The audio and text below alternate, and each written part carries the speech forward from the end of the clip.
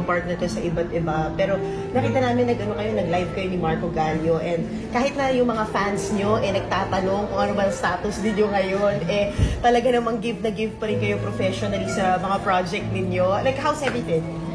Well, bakit si Jerome tumigil din? we're not together anymore. It was a mutual decision to... Lumayo si Jerome sa frame. It was a mutual decision po to part ways and, move forward individually. So, we're okay. We're good friends. And, ayun po, sana, of course, maintindihan po yan ng mga tao nagmamahal sa amin. And tuloy-tuloy pa rin po yung pagsuporta kahit we're on a different path.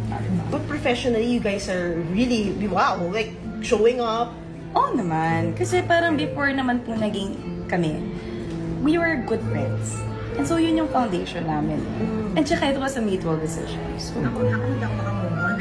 Kasi yung huling chika ko sa inyo, dating to marry na. Gano'n naman po talaga.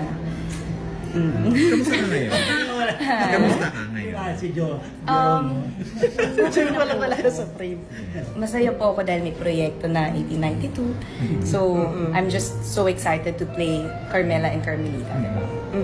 Wala namang kaya pala revenge body kasi 6 AM nasa gym. Connect lang pala, kaya ba nagpunta ka ng New York? Parang...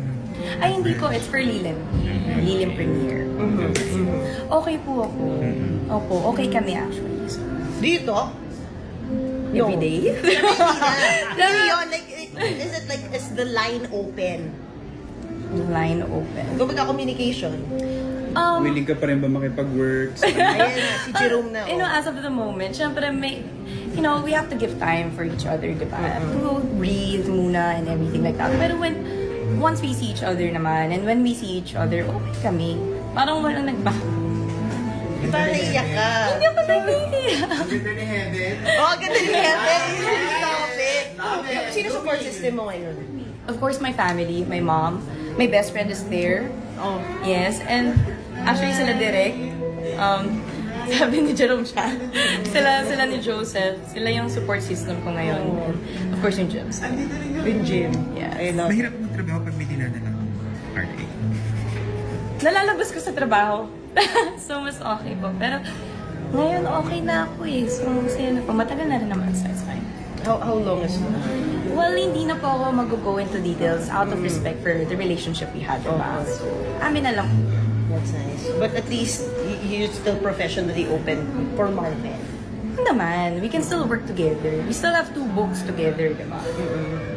Last na lang, message mo sa mga fans ni Maraming salamat po sa, of course, sa pagmamahal na ibinigay niyo sa amin. And alam kong masakit din po para sa inyo, pero I hope na maintindihan din po ninyo yung decision namin.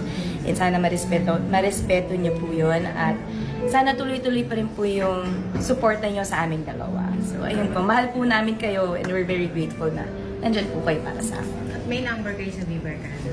Yes. Yes, may number kami. Kakanta kami.